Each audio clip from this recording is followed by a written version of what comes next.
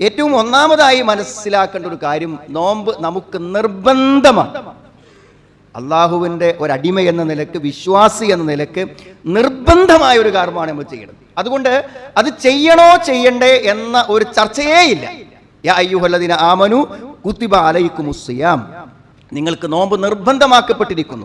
ഫമൻ ശഹിദ മിൻകുമുശ് ശഹ്റ ഫൽയസുംഹു, റമളാൻ മാസത്തിലുണ്ടോ നോമ്പ് നോറ്റിരിക്കണം. ബുനിയൽ ഇസ്ലാം അലാ ഖംസ്, 5 കാര്യങ്ങളിലാണ് ഇസ്ലാം എടുക്കപ്പെട്ടത്. 5 കാര്യമുള്ളവനെ മുസ്ലിമാകും. ഒന്ന്, ഷഹാദത്തു അല്ലാ ഇലാഹ ഇല്ലല്ലാഹ്, അല്ലാതെ ആരാധ്യനില്ല എന്ന സത്യസാക്ഷ്യമാണ് ഒന്നാമത്തേത്. അതേപോലെ തന്നെ മുഹമ്മദ് നബി സല്ലല്ലാഹു അലൈഹി വസല്ലം അല്ലാഹുവിന്റെ ദൂതനാണെന്ന സാക്ഷ്യം. വഇഖാമസ്സലാ, അതേപോലെ തന്നെ പിന്നെ നിസ്കാരം നിലനിർത്തുക, വഇതാഇ സകാത്ത് കൊടുക്കുക, വസൗമു റമളാൻ, റമളാനിൽ നോമ്പ് നോൽക്കുക. അത് നമ്മുടെ ഒരു മുസ്ലിം ആകണമെങ്കിൽ നമ്മൾ എന്ത് ചെയ്യണം? നോമ്പ് നോട്ടിരിക്കണം.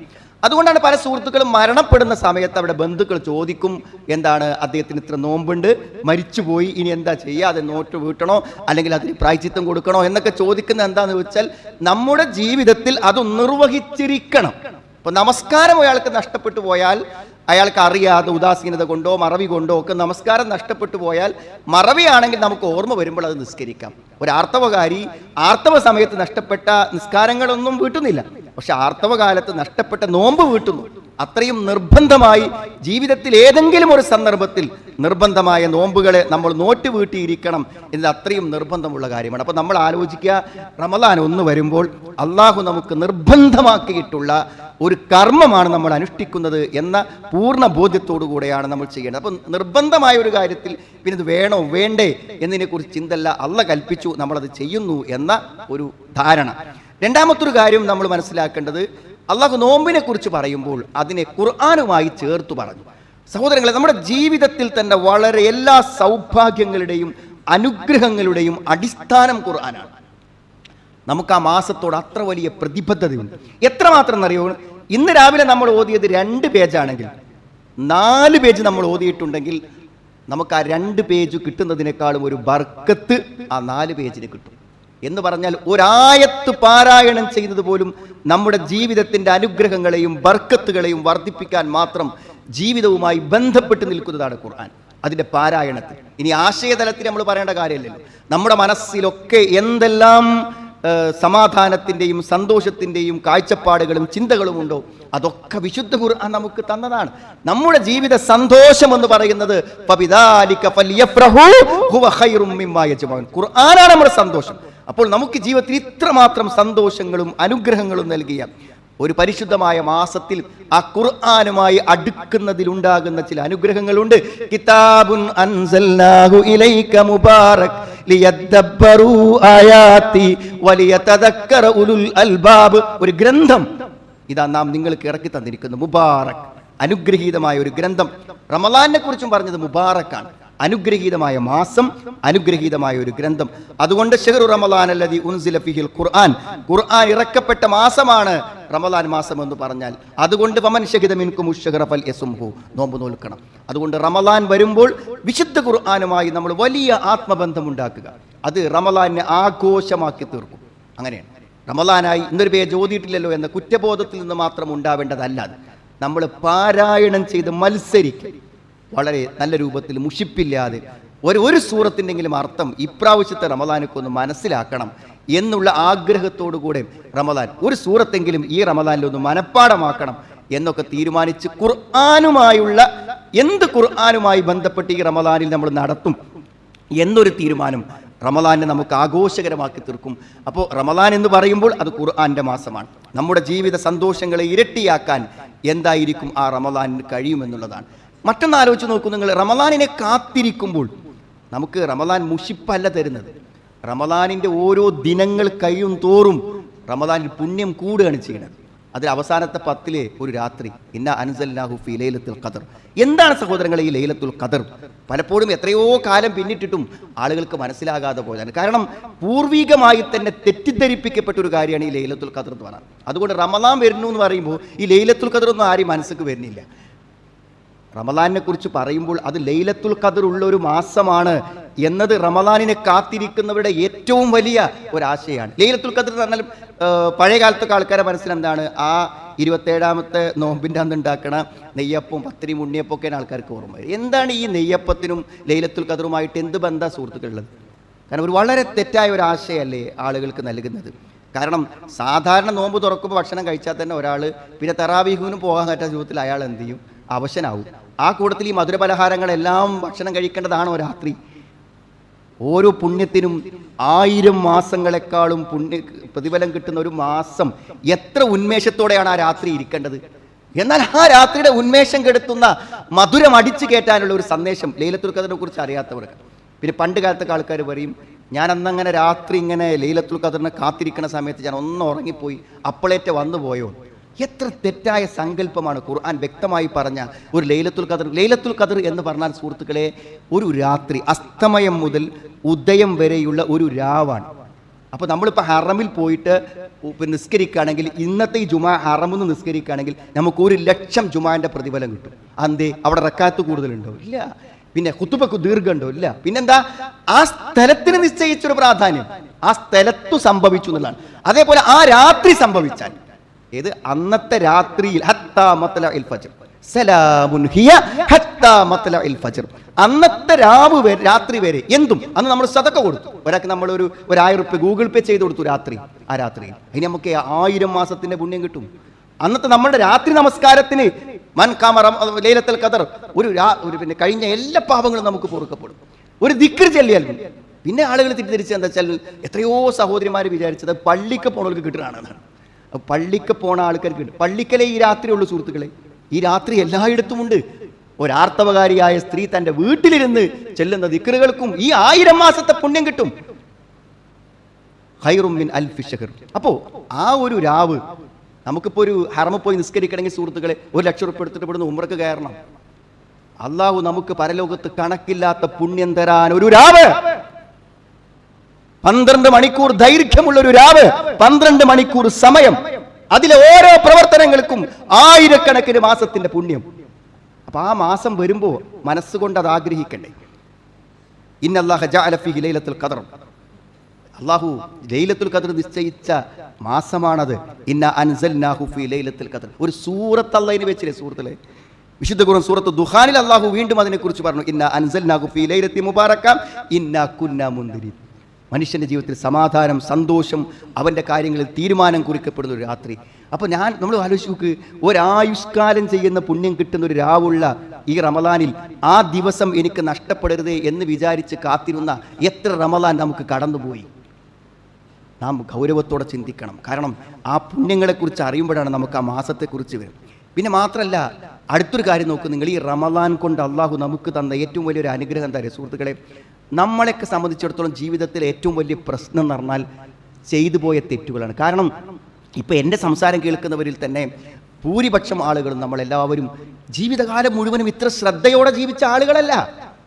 ഖുർആനിൻ്റെ ആശയങ്ങൾ അറിഞ്ഞ് ഉത്ബോധനങ്ങൾ കേട്ട് അത്ര ശ്രദ്ധയോടെ ഇത്ര കാലം അശ്രദ്ധമായി ജീവിച്ചു നമ്മൾ.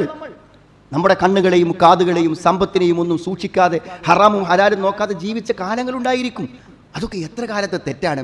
അപ്പം നമുക്ക് ഹജ്ജിനെ കുറിച്ച് ആലോചിക്കും, പടച്ചോനെ ഒരു ഹജ്ജ് ചെയ്തിട്ട് ഈ പാപങ്ങളൊക്കെ ഒന്ന് പരിഹരിച്ച് എൻ്റെ അടുത്തേക്ക് വരാൻ എന്ന് ആഗ്രഹിച്ചിട്ടില്ലേ നമ്മൾ? അതുപോലെ അള്ളാഹു ഒരധ്വാനമല്ലാതെ നമ്മുടെ മുന്നിൽ കൊടുന്നേരാണ് പാപങ്ങൾ പൊറുക്കാൻ ഒരു റമദാനിന്, പാപങ്ങൾ പരിഹരിച്ച് കിട്ടാൻ. അപ്പോൾ സുഹൃത്തുക്കളെ, ഈ റമദാൻ നമുക്ക് കഴിഞ്ഞ് കടന്നു പോകാൻ ആഗ്രഹിച്ചാൽ ഈ റമദാനിൽ എൻ്റെ തെറ്റുകളെ പരിഹരിച്ചിരിക്കണം. ഈ റമദാൻ കഴിഞ്ഞിട്ട് ഞാൻ മരിച്ചോട്ടെ, എനിക്കെൻ്റെ എല്ലാ തെറ്റും ഈ റമദാനിക്ക് ഞാൻ അതിന് വേണ്ടിയിട്ടൊന്ന് തയ്യാറെടുത്ത് നിൽക്കുകയാണ് എന്ന് പറയണം. എത്ര ഹദീസ് വമൻ അള്ളാഹു പറഞ്ഞല്ലോ, മൻ സാമ റമദാന ഈമാനം വഹ്തിസാബൻ ഗുഫിറ ലഹു മാ തഖദ്ദമ മിൻ ദംബിഹി. ആരെങ്കിലും ഈമാനോടുകൂടിയും ഇഹ്തിസാബോടെയും പിന്നെ നോമ്പ് നോറ്റാൽ അവൻ്റെ പാപങ്ങൾ പൊറുക്കും. മൻ ഖാമ റമദാന ഈമാനം വഹ്തിസാബൻ ഗുഫിറ ലഹു മാ തഖദ്ദമ മിൻ ദംബിഹി. നോമ്പ് നോറ്റാലും എന്ത് ചെയ്യും? പാപങ്ങൾ പൊറുക്കും. നിസ്കരിച്ചാലും പാപങ്ങൾ പൊറുക്കും. അതിലുള്ളൊരു അത്ഭുതം എന്താ നിങ്ങൾ, ഈ നോമ്പ് എന്ന് പറഞ്ഞാൽ, ഈ 30 ദിവസത്തെ നോമ്പ് എന്ന് പറഞ്ഞാൽ 30 ദിവസത്തെ നോമ്പല്ല സുഹൃത്തുക്കളെ, ഒന്നിന് 10 ഇരട്ടിയാണ്. 300 ദിവസത്തെ നോമ്പാണ്. ഇനി ഒരു 6 നോമ്പും കൂടിയാണെങ്കിലോ കാനക സിയാമിദ് ദഹർ, ഒരു വർഷത്തെ നോമ്പ്. ഒരു വർഷത്തെ നോമ്പിൻ്റെ പുണ്യം ഒരു മാസം കൊണ്ട് നേടുക. ഇനി രാത്രി നമസ്കാരം എന്ന് പറയുമ്പോൾ നമ്മൾ വിചാരിക്കുന്ന പോലെ ഈ ഒരു രാത്രിയിൽ മാത്രമുള്ള കുറഞ്ഞ സമയത്തുള്ള ഒന്നല്ല. നബി സല്ലല്ലാഹു അലൈഹി വസല്ലം പറഞ്ഞു, ഇന്നഹു മൻ ഖാമ മഅൽ ഇമാമി ഹത്താ യൻസരിഫ കുതിബ ലഹു ഖിയാമുൽ ലൈല. ഇമാമിന്റെ ഒപ്പം നിസ്കാരം തുടങ്ങി ഇമാമ് സലാം വീട്ടുന്നത് വരെ, ചില ആൾക്കാർ വിത്ർ വീട്ടിൽ വെക്കും, വിത്ർ വീട്ടിൽ വെക്കണ്ട, വിത്രും കൂടിയും ആ ഇമാമിന്റെ കൂടെ നിസ്കരിച്ചാൽ അവൻ എന്താകുന്നു? കുതിബ ലഹു ഖിയാമുൽ ലൈല, ഒരു രാത്രി മുഴുവൻ നിസ്കരിച്ചത്. അപ്പൊ 30 രാത്രി നമ്മൾ ഇമാമിന്റെ കൂടെ നിസ്കരിച്ചിട്ടുണ്ടെങ്കിൽ എന്താണെങ്കിൽ ആ രാത്രി മുഴുവൻ നിസ്കാരമാണ്. അപ്പോൾ ഒരു മാസം എന്താണ്? ഒരു വർഷത്തെ നോമ്പിന്റെ പുണ്യം, രാത്രി മുഴുവനും നിസ്കരിച്ച പുണ്യം. ചെറിയൊരു ക്ഷീണം തോന്നുമ്പോ ഇന്നിപ്പോൾ തറാവീഹിന് പോകണ്ട, ഇന്നിപ്പോൾ ഇശാ നിസ്കരിച്ചവിടെ കിടന്നുറങ്ങാം എന്നൊക്കെ ആരാ ചിന്തിക്കാൻ നിങ്ങൾ? ഇതൊന്നും മനസ്സിലില്ലാത്ത ആൾക്കാരാണ് അതൊക്കെ ചിന്തിക്കുക. ഇതൊക്കെ നമ്മൾ അറിഞ്ഞില്ലെങ്കിൽ എന്താ പറയുക, ഈ പറഞ്ഞ കാര്യങ്ങളൊന്നും അറിഞ്ഞില്ലെങ്കിൽ നമുക്ക് അത്ര ഗൗരവമേ റമദാനിക്ക് കൊടുക്കാൻ പറ്റുള്ളൂ, അത്ര പ്രാധാന്യമേ റമദാനിക്ക് എന്ത് ചെയ്യുള്ളൂ ഉണ്ടാവുള്ളൂ എന്ന് നമ്മൾ മനസ്സിലാക്കണം. അതുമാത്രമല്ല സുഹൃത്തുക്കളെ, പ്രാർത്ഥനകൾക്ക് ഉത്തരം നൽകും, പ്രാർത്ഥനകൾക്ക് ഉത്തരം ലഭിക്കപ്പെടുന്ന ഒരു സന്ദർഭമാണ്. നബി സ്വല്ലല്ലാഹു അലൈഹി വസല്ലം പറഞ്ഞു, വഇന്ന ലികുല്ലി മുസ്ലിം ഫീ കുല്ലി യൗമിൻ വലൈല ദഅവ.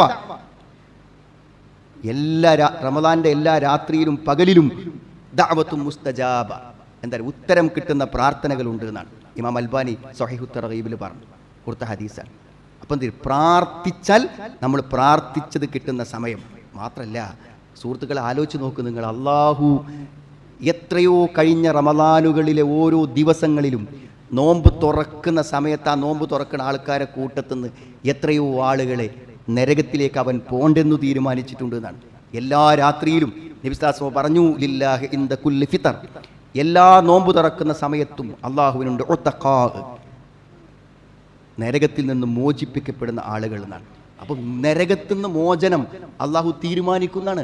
അപ്പം ഈ ഒരു റമദാൻ കടന്നു പോകുമ്പോൾ എത്ര ആൾക്ക് ആ ഭാഗ്യം കിട്ടും? ആ ഭാഗ്യം കിട്ടണമെങ്കിൽ നമ്മൾ അതാണ് ചോദിക്കണം. പടച്ചോനെ നീ രക്ഷപ്പെടുത്തലില്ലേ ഓരോ റമദാനിക്കും നരകത്തുന്ന ആൾക്കാരെ, ഈ റമദാനിൽ ആ ലിസ്റ്റിൽ എന്നെ ഉൾപ്പെടുത്തണം. ഓരോ ദിവസവും അള്ളാഹു ആളുകൾക്ക് നൽകുന്ന ഒരു അനുകൂലമായി ഒരു ഓഫറായിട്ട് പറഞ്ഞ കാര്യങ്ങളാണ്. അതേപോലെ തന്നെ നമ്മളെ സംബന്ധിച്ചിടത്തോളം മറ്റൊരു പുണ്യമാണ് എന്തറിയോ, ഇപ്പം ഹജ്ജ് ഉംറക്കൊക്കെ നമ്മൾ പോകും. റമദാനിൽ ഉംറക്ക് പോകുന്ന ആളുകൾക്ക് കുറച്ച് ചിലവ് അധികമാണ്. പക്ഷെ എങ്കിൽ പോലും ജീവിതത്തിൽ നിർബന്ധമായ ഒരു കർമ്മമല്ലേ സുഹൃത്തുക്കളെ, അത് നിർബന്ധമായ കാര്യമാണ്. ഹജ്ജും ഉംറയും നിർബന്ധമാണ് ഒരാളുടെ ജീവിതത്തിൽ. അതിന് സാഹചര്യമുള്ള ആളുകളെ സംബന്ധിച്ചിടത്തോളം അവരൊക്കെ ഹജ്ജിന് പോകാൻ 5 ലക്ഷം 6 ലക്ഷം ഒന്നും കയ്യിലില്ലെങ്കിൽ ഉംറക്ക് പോകാൻ കഴിയുന്ന ഒരാൾ അത് ചെയ്യണ്ടേ? അപ്പം അത് ചെയ്താൽ എത്രയാണ് അള്ളാഹു അതിന് പ്രതിഫലം നിശ്ചയിച്ച് നിങ്ങൾ ആലോചിച്ച് നോക്കും. നിങ്ങൾ ഒരു ഹജ്ജ് ചെയ്ത പ്രതിഫലം, ഫഅ്തമിരി, നീ ഉംറ ചെയ്തോ ഈ സമയത്ത്, ഫഇന്ന ഉംറത, അതിലൊരു ഉംറ ഒരുത്തൻ ചെയ്താൽ തഅദിലു ഹജ്ജ, ഒരു ഹജ്ജിന് തുല്യമാകുന്ന, ഒരു ഹജ്ജിന് തുല്യമായ പ്രതിഫലം റമദാനിലെ ഒരു ഉംറക്ക് കിട്ടുമെന്നാണ് പറയുന്നത്. അപ്പോൾ എത്രമാത്രം ശ്രേഷ്ഠമായ ഒരു മാസത്തെയാണ് നമ്മൾ അഭിമുഖീകരിക്കാൻ പോകുന്നത് സുഹൃത്തുക്കളെ. അപ്പോൾ അതൊക്കെ എന്താ നിങ്ങൾ മനസ്സിൽ ഒരു തയ്യാറെടുപ്പ്, ഈ കാര്യങ്ങൾക്കെല്ലാം ഒരു തയ്യാറെടുപ്പ് നമ്മുടെ മനസ്സിലുണ്ടെങ്കിൽ തീർച്ചയായും ജീവിതത്തിൽ കിട്ടുന്ന അപൂർവമായ ഒരവസരമായിരിക്കും റമദാൻ. അതുകൊണ്ട് തന്നെയാണ് നമ്മുടെ പൂർവികന്മാർ 6 മാസത്തോളം റമദാനിലേക്ക് എത്താൻ പ്രാർത്ഥിച്ചത്. റമദാൻ കഴിഞ്ഞിട്ട് 4-5 മാസം സലഫുകളായ പൂർവികന്മാർ ആ നോമ്പ് ആ മാസത്തിലെ പുണ്യം സ്വീകരിക്കാൻ വേണ്ടി, കാരണം ഇതൊക്കെ പാടെ ഉൾക്കൊള്ളുന്നൊരു റമദാനിൽ എന്നിൽ നിന്ന് സ്വീകരിക്കണേ എന്ന് പറയാൻ അവർ കാത്തിരുന്നിരുന്നു എന്നാണ്. അതുകൊണ്ട് സുഹൃത്തുക്കളെ, ധന്യമായ കാത്തിരിക്കുന്ന വളരെ വളരെ ചിന്തയോടുകൂടെയും ബോധത്തോടുകൂടെയും ഓരോ നിമിഷങ്ങളെയും പ്രയോജനപ്പെടുത്തുന്ന ഒരു റമദാനായി ഈ റമദാനിനെ സ്വീകരിക്കുവാനും അനുഷ്ഠിക്കുവാനും അള്ളാഹു നമുക്ക് എല്ലാവർക്കും തൗഫീഖ് പ്രദാനം ചെയ്യുമാറാണ്. അൽഹംദുലില്ലാഹ് ഹംദൻ കസീറൻ തയ്യിബൻ ബാറകൻ ഫീഹി വസല്ലല്ലാഹു അലാ മുഹമ്മദിൻ വഅലാ ആലിഹി വഅസ്ഹാബിഹി അജ്മഈൻ അമ്മാ ബഅദ്. ഒരിക്കൽ കൂടെ അള്ളാഹുവിനെ സൂക്ഷിച്ച് ജീവിക്കണമെന്ന് എന്നെയും നിങ്ങളെയും ഞാൻ ഓർമ്മപ്പെടുത്തുകയാണ്. സഹോദരങ്ങളെ, നബി സല്ലല്ലാഹു അലൈഹി വസല്ലമ ഏറ്റവും അധികം ദാനധർമ്മങ്ങൾ ചെയ്തിരുന്ന, ഒരു കാറ്റ് പോലും അടിച്ചു വീശി എന്ന് പറയുന്ന രൂപത്തിൽ സദക്കകൾ നിർവഹിച്ചിരുന്ന ഒരു സന്ദർഭമാണ് റമദാൻ. നമ്മളെല്ലാവരും ഈ റമദാൻ സമാഗതമാകുമ്പോൾ ഒരു ബഡ്ജറ്റ്, നമ്മുടെ സംഖ്യകളിൽ നിന്നും ഒരു വിഹിതം റമദാനിന് വേണ്ടി നീക്കി വെക്കണം. അപ്പോൾ സാധാരണ സദക്കകൾ ദാനധർമ്മങ്ങൾ എന്നൊക്കെ പറയുമ്പോൾ നമ്മുടെ മനസ്സിൽ തന്നെ ചില മുതലാളിമാരെയാണ് മനസ്സിൽ വരിക. സത്യത്തിൽ എന്താണെന്ന് വിചാരിച്ചാൽ ഇത് പണം ധാരാളമുള്ള ആളുകൾ നൽകുക എന്നതല്ല സുഹൃത്തുക്കളെ സ്വതക്ക. സ്വതക്ക എന്ന് പറഞ്ഞാൽ നമ്മളെല്ലാവരും, പണമുള്ളവനും ഇല്ലാത്തവനും എല്ലാം അവനവൻ്റെ അളവനുസരിച്ച് കൊടുക്കുക എന്നുള്ളതാണ്. മനസ്സിലായി? നമ്മുടെ കഴിവനുസരിച്ച് കൊടുക്കുക. അപ്പോൾ എന്താ വെച്ചാൽ ഒരാൾ 10 ലക്ഷം രൂപ കൊടുക്കുന്നത്, അയാളുടെ സമ്പത്ത് 10 കോടിയുള്ള ആൾ 10 ലക്ഷം കൊടുക്കുമ്പോൾ നമ്മൾ 10 രൂപയുള്ളവൻ 1 രൂപ കൊടുക്കുന്നതിനെ കുറിച്ച് നിങ്ങൾ ആലോചിച്ച് നോക്കും. നിങ്ങൾ ആ 1 രൂപക്ക് അയാൾക്ക് ആ 10 ലക്ഷത്തിൻ്റെ കൂലി കിട്ടും. അയാളുടെ സമ്പത്തിൻ്റെ 1% കൊടുത്ത്, നമ്മളെ സമ്പത്തിൻ്റെ 1% കൊടുത്താൽ നമുക്ക് ആ കൂലി കിട്ടണ്ടേ? അതുകൊണ്ടാണ് 1000 ദീനാറിനെ 1 ദീനാർ അതിജയിക്കുന്നതാണ്. നമ്മൾ പുറത്തേക്ക് ഇറങ്ങുമ്പോൾ ബക്കറ്റിൽ ഒരാൾ 100 രൂപ ഇടുമ്പോൾ നമ്മൾ 10 റുപ്യ ഇടാതിരിക്കരുത്. ആ 10 റുപ്യ എന്തിനാണ് നിങ്ങൾ? ആ 10 രൂപ നമുക്ക് പുണ്യം കിട്ടാനാണ്. അപ്പോൾ റമദാനിൽ സദക്ക കൊടുക്കാറാണ്. ഞങ്ങളൊക്കെ വാങ്ങുന്ന ആൾക്കാരാണ്. അങ്ങനെ വാങ്ങുന്ന ആൾക്കാരല്ലേ സുഹൃത്തുക്കൾ? നമ്മളൊക്കെ എന്ത് ചെയ്യണം? നമ്മുടെ ഒരു വിഹിതം, വളരെ നിസ്സാരമാണെങ്കിലും ഒരു വിഹിതം കൊടുക്കണം. അത് റമദാനിൽ അപ്പോൾ ഒരു സംഖ്യ മാറ്റി വെക്കുക. അപ്പോൾ എല്ലാവർക്കും, ഇപ്പോൾ പള്ളികൾ നിർമ്മിക്കുന്ന ആളുകൾ വരും, സ്ഥാപനങ്ങൾ നടത്തുന്ന ആളുകൾ വരും, ഇസ്ലാമികമായ പ്രബോധന പ്രവർത്തനങ്ങൾക്ക് വേണ്ടി വരും, പാവപ്പെട്ട ആളുകൾ പലപ്പോഴും നമ്മുടെ വീടുകളിൽ വരും, അതേപോലെ തന്നെ പല സംരംഭങ്ങളും വരും. അപ്പോൾ നമ്മളൊരു 5000 രൂപ അല്ലെങ്കിൽ ഒരു 10000 രൂപ അല്ലെങ്കിൽ 1 ലക്ഷം രൂപ നമ്മുടെ കണക്കനുസരിച്ച് മാറ്റി വെക്കും. ഇത് റമദാനിക്ക് കൊടുക്കാനുള്ള ഫണ്ടാണ്. ഇത് നമ്മൾ മാറ്റി വെക്കുകയാണ്. എന്നിട്ട് ആ മാറ്റി വെച്ച് നമ്മളൊരു വിഹിതം കൊടുക്കുക. നമ്മൾ ചെറിയ ഇപ്പോൾ ഒരു 15 വയസ്സായ കുട്ടിയാണെങ്കിലും ഇന്ന് അവനുള്ളൊരു വരുമാനം അവനുണ്ടാക്കും. അങ്ങനെ ഇന്നത്തെ കാലം അവന് ഒരു ദിവസം ഒരു പക്ഷേ വലിയൊരാൾ ചിലവഴിക്കുന്നതിനേക്കാളും സംഖ്യ അവൻ ചിലവഴിക്കുന്നുണ്ടായിരിക്കും, 500 രൂപ 600 രൂപയ്ക്ക്. എല്ലാവരും അവനവൻ്റെ വിഹിതത്തിനൊരു വിഹിതം കൊടുക്കുക. അത് റമദാനിക്ക് മാറ്റി വെക്കുക. അപ്പം നമ്മൾ ആളുകളെ കാത്തിരിക്കും, കലക്ഷന് വേണ്ടി വരുന്ന ആളുകളെ കാത്തിരിക്കും. എന്തിനാണ്? നമ്മൾ മാറ്റിവെച്ച ആൾക്കാരാണ്. അതിന് അർഹതപ്പെട്ടവരെ കൊടുക്കാൻ നമുക്ക് കിട്ടണം. അപ്പോൾ അവർ നമ്മളെ തേടി വരുന്നുവെങ്കിൽ അതൊരു സൗഭാഗ്യമല്ലേ? നമ്മൾ അന്വേഷിച്ച് പോയി കൊടുക്കേണ്ടത് നമ്മളെ അടുത്തേക്ക് വരികയാണെങ്കിൽ നമുക്ക് അത്രയും നല്ലതല്ലേ? അതുകൊണ്ട് സുഹൃത്തുക്കളെ, ഈ റമദാനിൽ നമ്മുടെ ബഡ്ജറ്റിൽ നിന്ന് വളരെ സാമ്പത്തിക പ്രതിസന്ധി അനുഭവിക്കുന്ന ഒരു കാലഘട്ടത്തിൽ നമ്മൾ കടന്നു പോകുന്നു. അപ്പം തന്നെയാണ് സ്വതക്കൊക്കെ ഏറ്റവും വലിയ പുണ്യം. അതുകൊണ്ട് ഒരു വിഹിതം നമ്മൾ മാറ്റിവെക്കുക. അത് ഏറ്റവും അർഹമായവർക്കും ഏറ്റവും അനിവാര്യമായതിനും മരണശേഷവും നിലനിൽക്കുന്നതിനും നമ്മൾ ചിലവഴിക്കുക. ഈ കഴിഞ്ഞ ദിവസം ഒരാൾ 5000 രൂപ അയാളെ സന്ദർശിക്കാൻ വന്ന ഒരു പണ്ഡിതൻ്റെ അടുത്ത് കൊടുത്തിട്ട് പറഞ്ഞു, ഞാൻ ഏകദേശം എൻ്റെ ജീവിതം അവസാനിക്കാറായിട്ടുണ്ട്, എൻ്റെ അടുത്ത് ഇതുള്ളൂ, പക്ഷെ എനിക്കൊരു ജാരിയായ സ്വതക്ക, നാളെ എന്നെ കബർക്ക് വെച്ചാൽ എനിക്കൊരു ജാരിയായ സ്വതക്ക വേണം. 5000 റുപ്യക്ക് എന്ത് ജാരിയായ സ്വതക്ക? അപ്പോൾ കുറേ ആലോചിച്ചിട്ട് ഇദ്ദേഹം പറഞ്ഞു, നമുക്ക് എന്ത് ചെയ്യും, ഒരു അൽക്കഹഫ് ഇതിനു വേണ്ടി പ്രിൻ്റ് ചെയ്യാം. എന്നാൽ പള്ളിക കൊണ്ടുപോയി വെച്ചാൽ എന്ത് ചെയ്യും? ആരെങ്കിലുമൊക്കെ എടുത്ത് ഓതുമ്പോൾ കാലാകാലം മുസാഫൻ വർറസഹു. അങ്ങനെ ആ പണ്ഡിതൻ്റെ അടുത്ത് ആ പൈസ കൊടുത്ത് അയാൾ അതിന് അൽക്കഫിൻ്റെ മുസാഫ് പ്രിൻ്റ് ചെയ്തിട്ട് വാങ്ങിച്ചിട്ട് എന്ത് ചെയ്തു? പള്ളികളിൽ കൊടുത്തു. ഒരു മനുഷ്യൻ്റെ മനസ്സിൻ്റെ ഒരു ആഗ്രഹമാണത്. അള്ളാഹു കബൂൽ ചെയ്യട്ടെ എന്ന് പ്രാർത്ഥിക്കാം. നമ്മളെല്ലാവരും നമ്മുടെ ഒരു വിഹിതം നീക്കി വെക്കാനും കൂടെ ഈ റമദാനിൽ നമ്മൾ ആലോചിക്കണം. എല്ലാ പുണ്യങ്ങളിലും മത്സരിച്ച് ചെയ്യാനും മറ്റുള്ളവർ ചെയ്തു കൊള്ളും എന്ന് പ്രതീക്ഷിക്കാതെ നമ്മുടെ അക്കൗണ്ടിലേക്ക് നാം നൽകാൻ നമ്മൾ പരിശ്രമിക്കുക. എല്ലാ പുണ്യങ്ങളിലും മത്സരത്തോടുകൂടെയും ഇഹ്തിസാബോടുകൂടെയും ഈമാനോടുകൂടെയും പ്രവർത്തിക്കാൻ അള്ളാഹു നമുക്ക് എല്ലാവർക്കും തൗഫീക്ക് പ്രദാനം ചെയ്യുമാറാവട്ടെ. അള്ളാഹു ഞങ്ങളിൽ നിന്ന് വന്നുപോയ പാപങ്ങളെ ഞങ്ങൾക്ക് നീ പുറത്തു മാപ്പാക്കി തരണം റഹ്മാനെ. ഏറ്റവും പുണ്യങ്ങൾ നിറഞ്ഞ അനുഗ്രഹം നിറഞ്ഞ ഈ റമദാനിനെ മറ്റേതു റമദാനിനേക്കാളും പുണ്യകരമായ ഒരു റമദാൻ്റെ കാലമായി അനുഷ്ഠിക്കുവാനുള്ള തൗഫീഖ് അള്ളാഹുവെ നീ ഞങ്ങൾക്ക് പ്രദാനം ചെയ്യണം റഹ്മാനെ. രോഗങ്ങളും ബുദ്ധിമുട്ടും അനുഭവിക്കുന്ന രോഗികൾക്ക് നീ ആശ്വാസവും സമാധാനവും രോഗശമനവും നീ പ്രദാനം ചെയ്യണം റഹ്മാനെ. ഞങ്ങളത് വന്നുപോയ തെറ്റുകളെ, പാപങ്ങളെ, കുറ്റങ്ങളെല്ലാം പൊറുക്കുന്ന ഒരു മാസമായി, ഒരു റമദാനായി ഞങ്ങളിന്നും ഈ റമദാനെ കബൂൽ ചെയ്യണമേ റഹ്മാനെ. ഞങ്ങളിന്ന് മരണപ്പെട്ടു പോയ ആളുകളുടെ ഖബറുകളെ നീ വിശാലമാക്കി കൊടുക്കണം. നമ്മുടെ നാടിനെയും സമൂഹത്തെയും കുടുംബങ്ങളെയും എല്ലാം എല്ലാവിധ പ്രതിസന്ധികളിൽ നിന്ന് രക്ഷപ്പെടുത്തിയ റഹ്മാനെ. പലസ്തീനിൽ ഇപ്പോഴും വേദനകളും വിഷമങ്ങളും അനുഭവിച്ചുകൊണ്ടിരിക്കുന്ന ആളുകൾക്ക് നീ ആശ്വാസവും സമാധാനവും പ്രദാനം ചെയ്യണമേ റഹ്മാനെ.